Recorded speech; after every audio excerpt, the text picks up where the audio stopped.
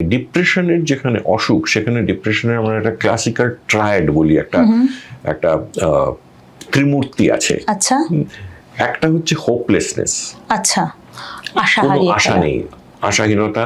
একটা হচ্ছে হেল্পলেসনেস, কোনো সাহায্য নেই।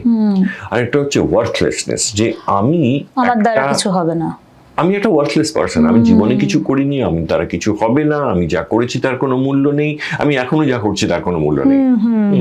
এই ট্রায়াডটা হচ্ছে ডিপ্রেশনের খুব, মানে একসঙ্গে এই তিনটেই থাকতে হবে।